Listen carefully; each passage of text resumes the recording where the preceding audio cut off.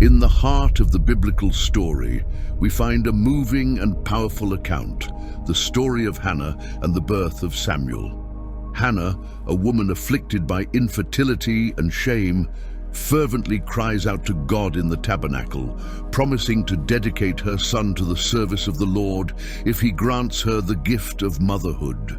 Prepare to be inspired by Hannah's unwavering faith, her persistence in prayer, and the miraculous fulfillment of her deepest desires. In the annals of ancient history, we find Israel in a time of transition and turbulence, known as the period of the Judges. During this time, the nation of Israel was in a state of constant fluctuation, both politically and spiritually. There was no central leader. Instead, the judges acted as temporary leaders, guiding the people in times of crisis and war. However, the lack of stable leadership and the tendency to drift into idolatrous practices left Israel vulnerable and often in conflict with neighboring nations. Amidst this chaos, everyday life continued in the hills of Ephraim, where a woman named Hannah lived. Her personal story reflects the struggles and hopes of her people. Married to Elkanah, a Levite from Ramah, Hannah faced her own internal battle, one that drove her to the depths of despair and led her to seek comfort in her faith. Infertility was a source of great distress in the ancient world, seen not only as a personal disgrace, but also as a sign of divine disapproval. For Hannah, this burden was even heavier due to the presence of Peninnah, Elkanah's other wife, who had children and never missed an opportunity to provoke Hannah for her inability to conceive. This domestic rivalry was a constant source of pain for Hannah, exacerbated each year during the pilgrimages to Shiloh, where families presented their annual sacrifices to the Lord. Shiloh at that time was the center all his life, religious of Israel, where the tabernacle and the Ark of the Covenant were located. It was a gathering place for worship and sacrifice and served as a tangible reminder of God's presence among his people. However, even this sacred place was not free from corruption, as shown by the conduct of Eli's sons, Hophni and Phinehas, who dishonored the priesthood with their actions.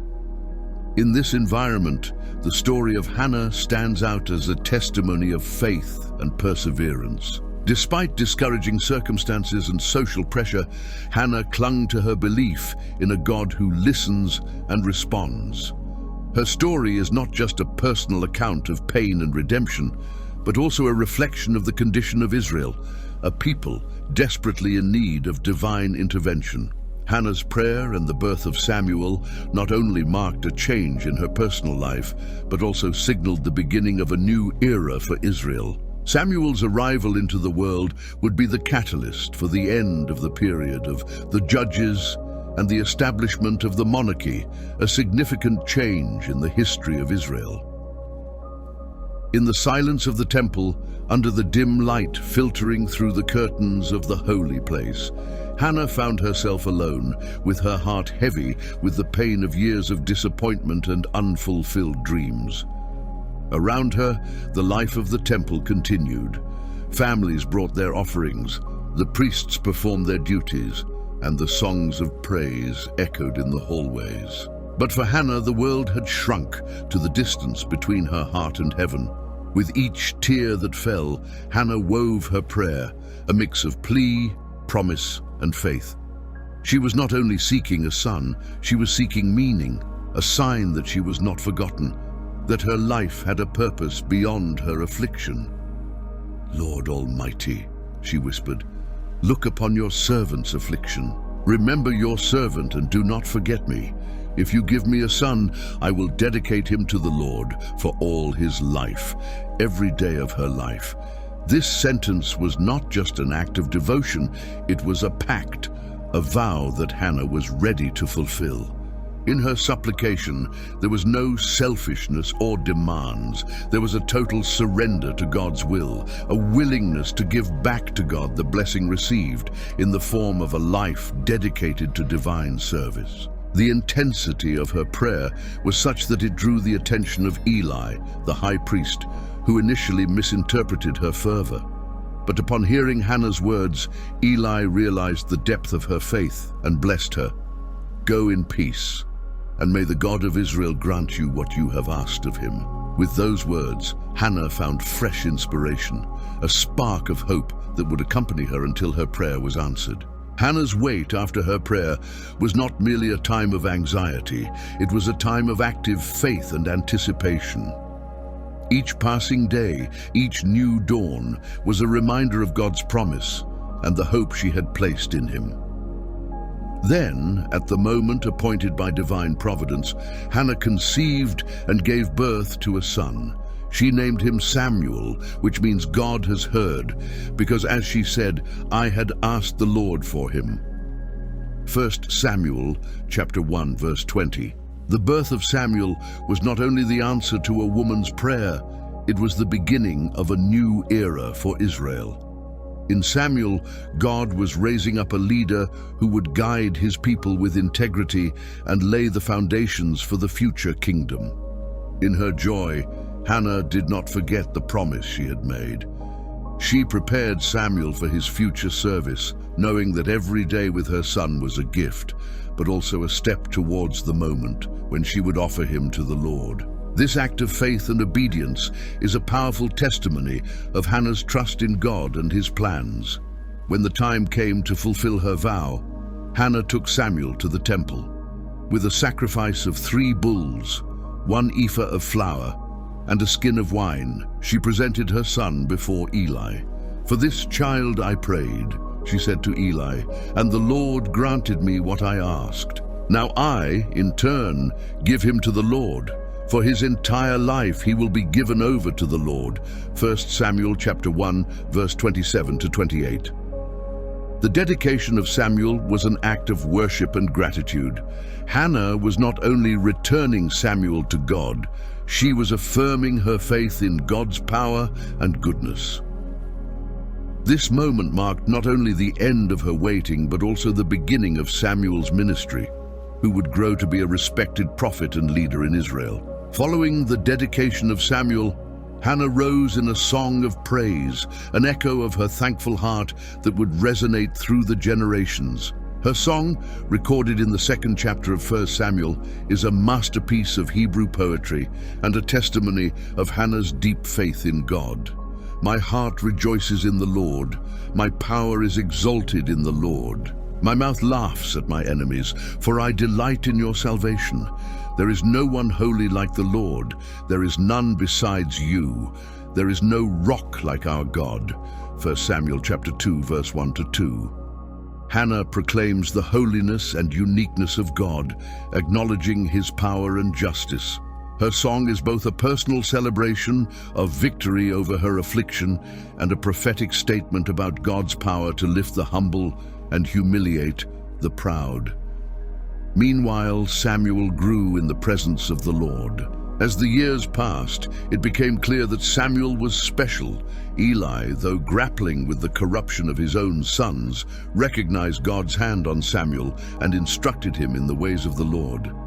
Samuel became a symbol of hope for a people desperately needing direction and spiritual renewal. His presence in the temple was a constant reminder that God had not abandoned Israel, despite their failures and disobedience. Samuel's life took a decisive turn one night when God spoke to him. This revelation marked the beginning of his prophetic ministry. Samuel heard the voice of God calling him by his name, and although he did not understand at first, with Eli's help, he recognized that it was the Lord who spoke to him. "Samuel, Samuel," God called, and Samuel answered, "Speak, for your servant is listening." 1 Samuel chapter 3, verse 10. This encounter not only confirmed Samuel's choice as a prophet, but also revealed divine judgment on Eli's house, marking the end of one era and the beginning of another. The story of Hannah and Samuel is one that transcends time and culture.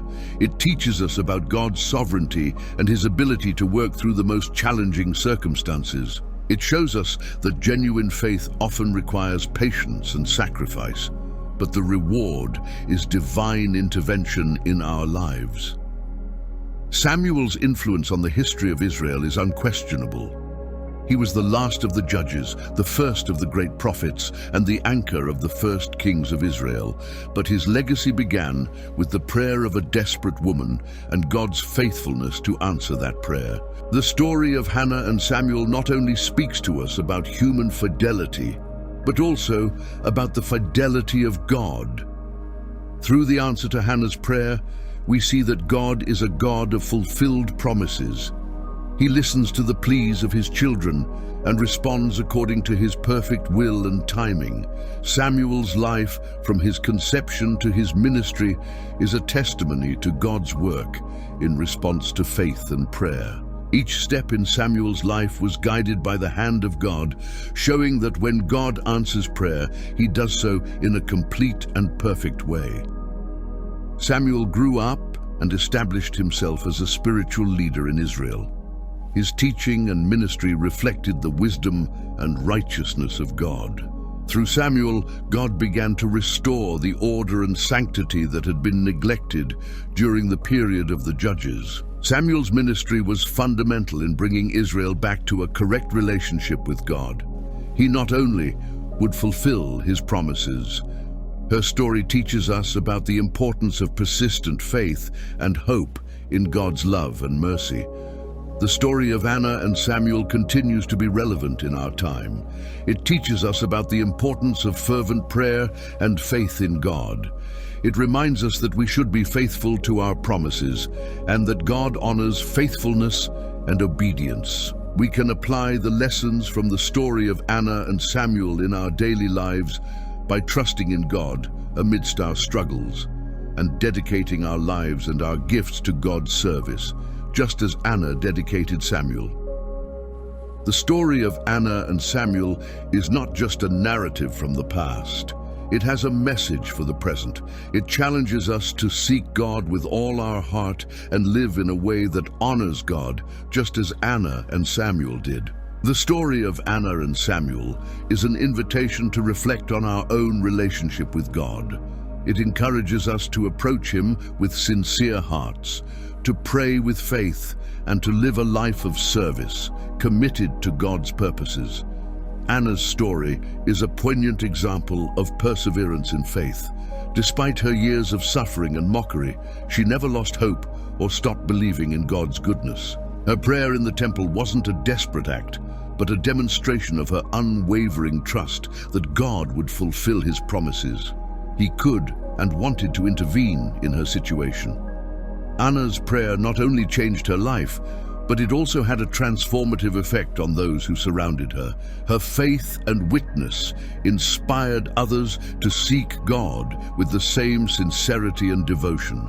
The story of Anna teaches us that our prayers can have a much broader reach than we imagine. Anna approached God with humility, acknowledging her own need and dependence on divine grace.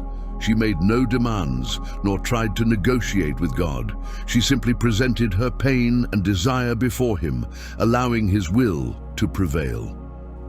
God's answer to Anna's prayer came at the perfect time. It wasn't immediate, but it happened at the exact moment that would have the greatest impact, not only in Anna's life, but in the history of Israel. This reminds us that God's timing is always the best, even though it doesn't always align with our own schedules. Anna's willingness to surrender Samuel to the service of the Lord was an act of sacrifice and worship. She understood that what God had given her was ultimately for His glory and the fulfillment of His wider purposes. The story of Anna shows that obedience to God brings blessing. Although Anna's path wasn't easy, her faithfulness and obedience resulted in the blessing of a son who would play a crucial role in the history of her nation. Samuel, dedicated to the Lord since his birth, is an example of the impact a consecrated life can have. His influence on Israel was profound and lasting, and it began with a mother's decision to dedicate her child to God. The story of Anna and Samuel continues to inspire future generations to live lives of faith, sacrifice, and service. It encourages us to believe that, regardless of our circumstances, we can be instruments in the hands of God to achieve His purpose and plan. The story of Anna teaches us that prayer is the foundation of a solid relationship with God. From her example, we learn that prayer is not just a means to present our petitions, but also a form of communion with God, where we share our deepest desires and listen to His voice. Anna understood that God's sovereignty extends to all areas of our lives. She recognized that, although she couldn't fully understand God's ways, she could trust that He had a perfect plan for her and her son. This trust in God's sovereignty is a model for us today. In a world that values instant gratification, Anna's story reminds us of the value of patience and waiting. Anna waited years before her prayer was answered, but her patience was rewarded with a blessing that surpassed all her expectations. After receiving the blessing of a child, Anna did not forget to give thanks to God. Her song of praise is a beautiful example of gratitude and recognition of God's goodness. Gratitude is an essential part of our faith and a reflection of a heart that recognizes God's generosity. Anna not only prayed for a son, but also promised to give him to the Lord for his whole life. This total surrender is an act of worship and shows a faith that is willing to put God above everything else, even the deepest desires of the heart. Anna's influence on Samuel's life is a reminder of the impact that a godly mother can have on her children. Through her example of faith and obedience, Anna shaped Samuel's character and prepared him for his future role as a leader of Israel. God responded to Anna's humility and sincerity. Instead of approaching God with pride or entitlement, Anna approached with a broken heart and a humble spirit. God honors those who approach Him with humility. Anna's faith was a faith that moves mountains. Despite discouraging circumstances, she believed that God could do the impossible. Her faith was rewarded not just with the blessing, not just as a mother, but also with the privilege of being the mother of one of the great leaders of Israel. When reflecting on Hannah's prayer and the miraculous birth of Samuel, we are reminded of the power and faithfulness of God in answering His children's prayers. Hannah's story teaches us valuable lessons about the importance of persistent faith and trust in the divine plan. May it inspire us to approach God in prayer with fervor and humility, trusting in His goodness and in His ability to perform miracles in our lives. May we always remember that no desire is too big for our God, and that He is always ready to listen to our pleas and respond according to His perfect will.